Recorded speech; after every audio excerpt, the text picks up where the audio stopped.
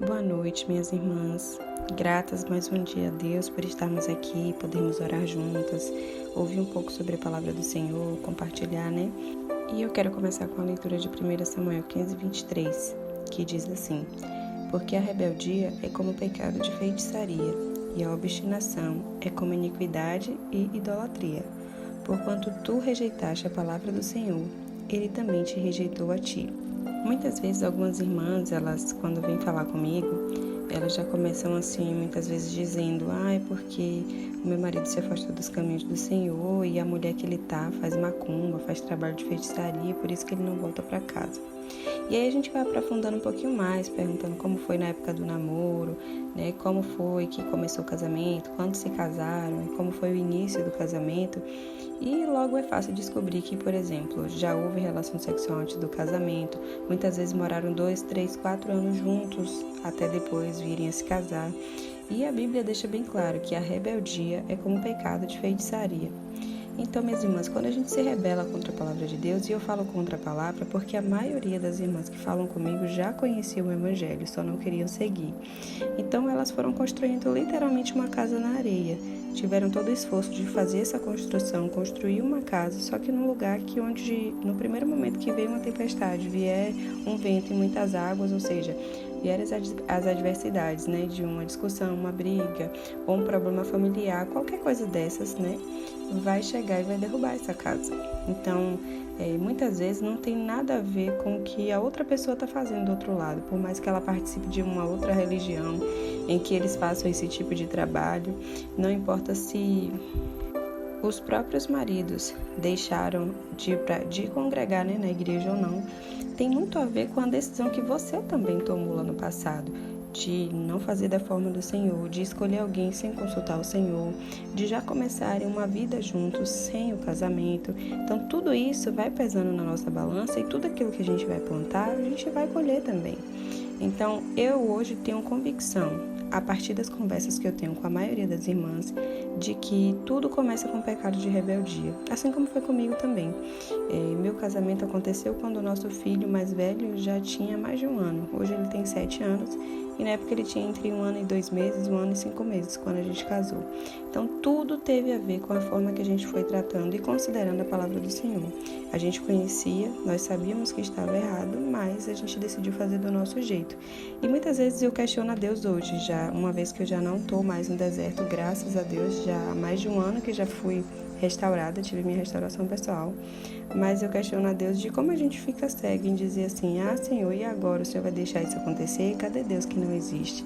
Só que lá atrás a gente não consultou Ele em hora nenhuma, em momento nenhum a gente quis saber qual a opinião dele, o que ele achava daquele relacionamento, e de repente Deus vira alguém que faz só resolver os nossos problemas.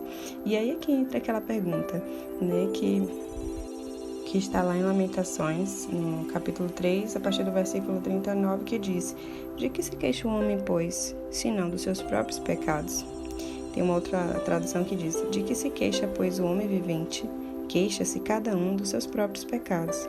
Então, hoje a nossa queixa não tem a ver com o que Deus fez ou deixou de fazer, porque Ele sempre nos dá liberdade de fazer as nossas escolhas.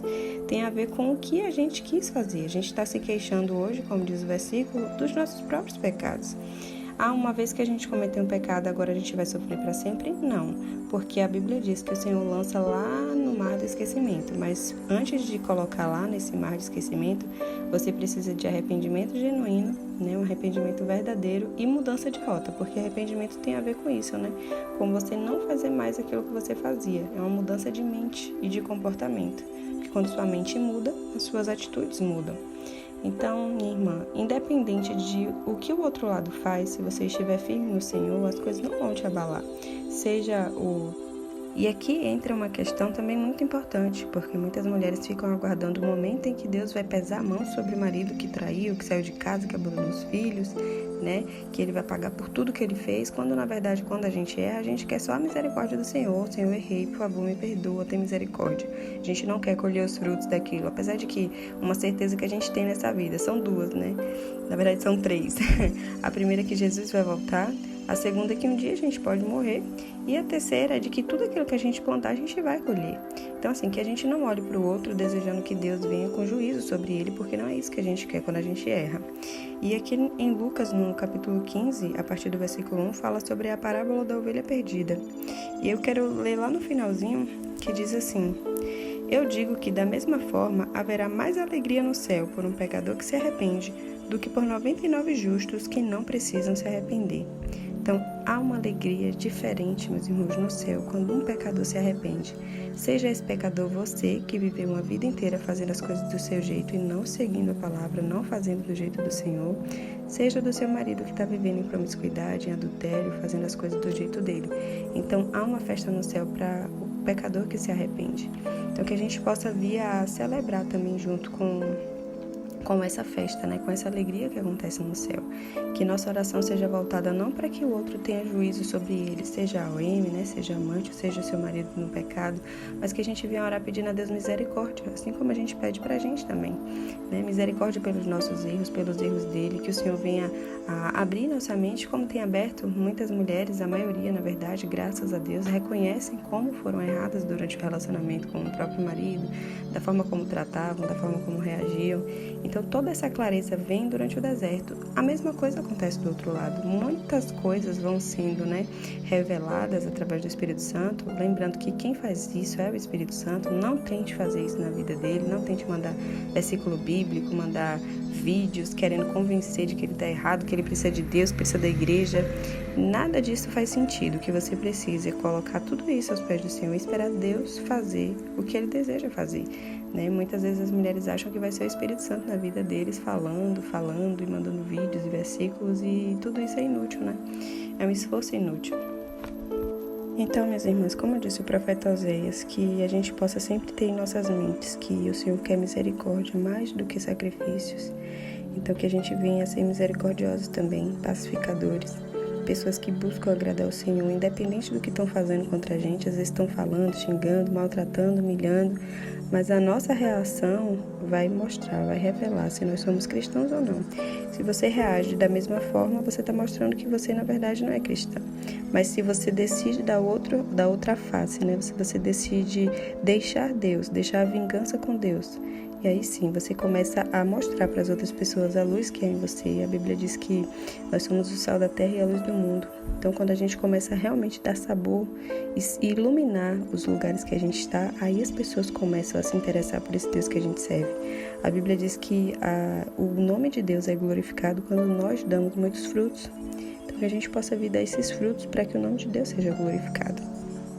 Senhor Jesus, nós somos gratas, Senhor, por mais um dia, por mais uma semana que estivemos juntas, falando contigo, compartilhando a tua palavra, Senhor. Muito obrigada, Senhor, pela disposição das irmãs em estarem aqui te buscando, querendo entender melhor o processo que elas estão vivendo, Senhor, buscando em Ti, Senhor, a suficiência delas, não querendo mais colocar no trono do coração os maridos, não querendo mais fazer a sua própria vontade, mas buscando, Senhor, Te agradar, Te ouvir, para saber o que o Senhor deseja que elas façam. Muito obrigada por esse momento, Senhor, muito obrigada por participar desse momento com as minhas irmãs.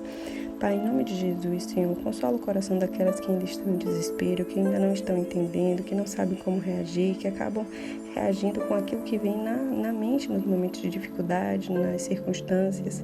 Que o Senhor possa, sim, Senhor, estar revelando para elas, acalmando a alma, o coração, Senhor, em nome de Jesus. Que possamos olhar, Senhor, para aquelas pessoas que nos fazem mal com muita misericórdia, assim como a gente deseja que o Senhor olhe para nós quando pecamos, quando erramos. Que possamos entender que a grande alegria no céu, Senhor, quando o pecador se arrepende, seja a Elohim, seja o marido que saiu de casa, sejam os filhos, os vizinhos que não entenderam, o familiar que falou mal, não importa quem foi, Senhor, que possamos orar sempre, buscando em Ti misericórdia para essas pessoas, Pai. Que em nome de Jesus as minhas irmãs sejam capacitadas para viver a plenitude da Tua vontade, Senhor, aqui nessa terra. Que possamos focar, Senhor, lá no alvo, que é ser semelhantes a Jesus, Pai. Nos ajuda, Senhor, nos nossos momentos difíceis, nas fraquezas, Senhor. O Senhor conhece o nosso interior, o nosso coração, mas que a gente possa todos os dias, Senhor, guardar a Tua palavra no nosso coração para não pecar contra Ti. Pai, nós oramos e Te pedimos que, em nome de Jesus, esteja com essas irmãs, provendo, Senhor, o que elas precisam, seja no espiritual, no emocional, também no financeiro, Pai. Ajuda ela, Senhor, em suas necessidades, pois Tu és um Pai perfeito, um bom Pai, provedor. Então que o Senhor esteja, Senhor, ajudando, Senhor, enchendo o coração das minhas irmãs de graça, de fé, Senhor, para que elas possam continuar essa caminhada, porque o Senhor mesmo disse que nós teríamos aflições nesse mundo, mas que o Senhor venceu o mundo e que em Ti nós somos mais que vencedores. Então que o Senhor possa fortalecer a nossa fé, Senhor, e nos ajudar, Senhor, nessa caminhada rumo ao alvo, que é ser semelhante a Jesus. Em nome do Teu Filho, nosso Senhor Jesus Cristo, nós te pedimos e já te agradecemos, porque sabemos, temos confiança de que o Senhor é fiel para nos ajudar. Em nome de Jesus.